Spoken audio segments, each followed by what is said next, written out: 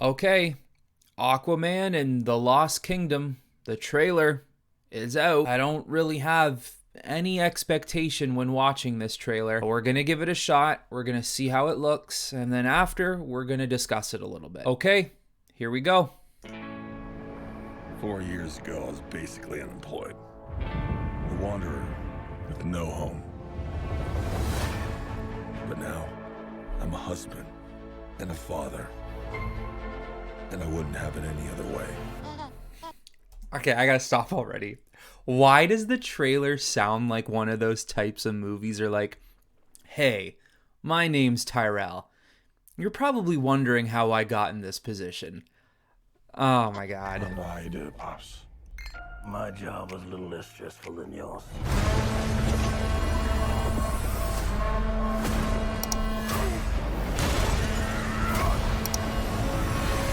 Oh yeah, I finally got a job. I'm the king of Atlantis. 500 million people from every known species in the sea call this place home.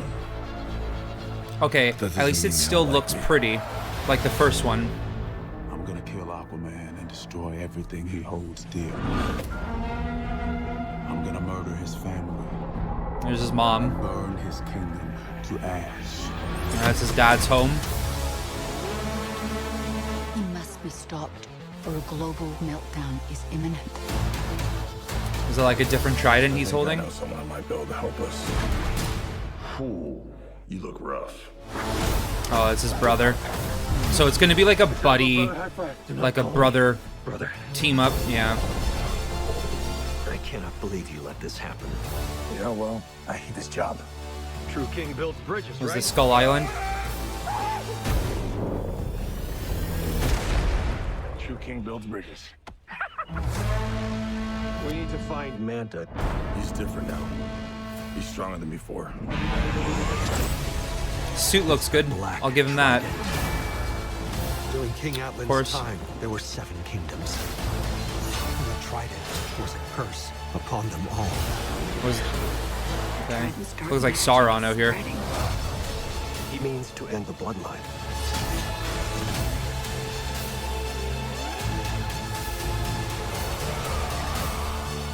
I don't know what lies ahead, but we can't leave our children a world without hope.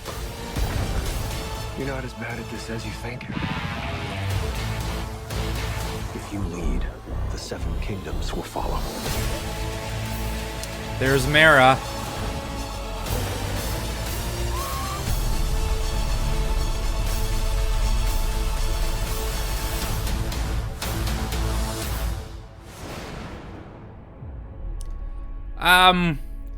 I feel like I've just been betrayed way too many times by DC to really get any blood pumping right now. So the two things I will say from what I've seen from the trailer that I like. One, the fact that Atlantis still has that very colorful, vibrant, and unique look the same way it did in the first one. I'm glad James Wan kept it the same, and if not, he's going to actually expand the look of Atlantis as well. And also to Black Manta's suit. I think Black Manta's suit is one of the coolest suits in all of the DC universe, and they certainly seem to have executed it well here. Although my overall feelings on the trailer is it just looks and feels like a generic superhero film. The movie starts where the hero is in a good place, almost as if life will never turn sideways. But then what happens is throughout the movie, he suffers a defeat, then he's got to go get outside help that could tip the balance in his favor. And then at the end of the film, no matter how deep and terrible and terrifying the threat may be, he always comes back on top and wins it, and the movie ends the way the movie begins. It feels like what all other DC films have been feeling like over the past couple of years now. Like I said, I find myself struggling to even really be excited for this movie. I don't even know right now if I'm sold on seeing it in theaters. I saw the first one in theaters. I might just wait till this is available on digital or Blu-ray or something. Even though there are some moments where the CGI looks a little choppy, I'm sure overall James Wan will give you a visually exciting experience. But just like the first film, I wouldn't expect this to be a captivating story that people talk about for years to come. When talking about this film in the past, I have talked about the issues with Amber Heard and how many people will want to see this movie because of her being in it. And even though the trailer makes it seem like she's not in it much, we barely got a second of her in that trailer, as it almost seemed like she was trying to punch through some glass. We don't really know how prominent her role is in the actual film. There are some outlets that say Mara was paradigm to this film and that she was going to be a huge role, but James Wan claims that this was always a bromance film. It was always going to be about Aquaman and his brother fighting together. I guess we'll just have to wait for the movie to come out to actually see what happens. And whereas this black trident thing could be interesting, maybe they could tie it in somehow to this trident being created from an old ancient water god who's more on the evil side of what Aquaman's trident was made for. It all comes down this same path of a great evil rises out of nowhere. It's very scary for a half an hour of the film, but then by the end of the film, that great evil is shoved back 6 feet under the ground where it belonged, just the way it was at the beginning of the movie. Now, what's very interesting is how will this film end? Because James Wan and Jason Momoa have always talked about Aquaman being a trilogy. They've always envisioned this being a set of 3 films. And obviously, with the DCU supposed to be starting next year into 2025, there's no guarantee we will get anything Aquaman moving forward at the moment, let alone Jason Momoa being Aquaman in the future,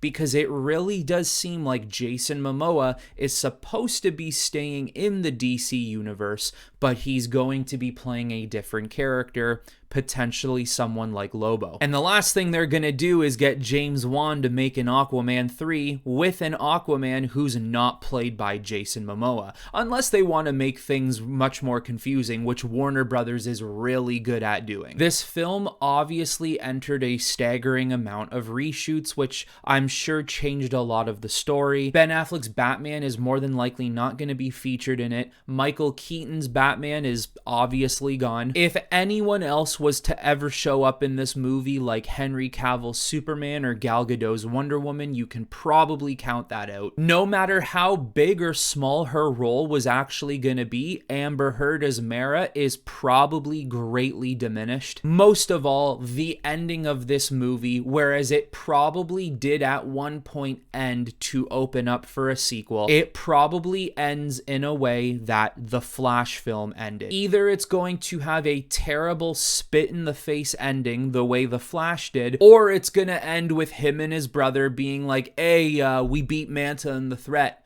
I guess we're cool now. What else could be somewhat interesting is the fact that James Wan was supposed to make a spin-off for Aquaman called The Trench, which was going to be much more of a horror film inside of DC, and it never ended up happening. It got canned. Maybe with this new trident seemingly being able to rise the dead, maybe James Wan will have been able to use some of his horror antics and maybe some of his trench ideas in the sequel of Aquaman, which, to be honest with you, might be his only chance to have done that, considering he probably will not be making another DC movie moving forward. Overall, nothing is really exciting me for this film. It's hard to be excited for a movie in a connected universe in which there is no connection to this new universe. Whatever they're trying to begin in this movie is all coming to an end by the end of the movie regardless. I'm sorry, to me, it just feels like another generic superhero flick. So I've said what I've had to say, but now I want to hear from you. Tell me what you thought of the trailer in the comments below, and let me know if you are looking forward to Aquaman coming out in December. But that is all I have for you on this one, everyone. So until next time, I will talk to you all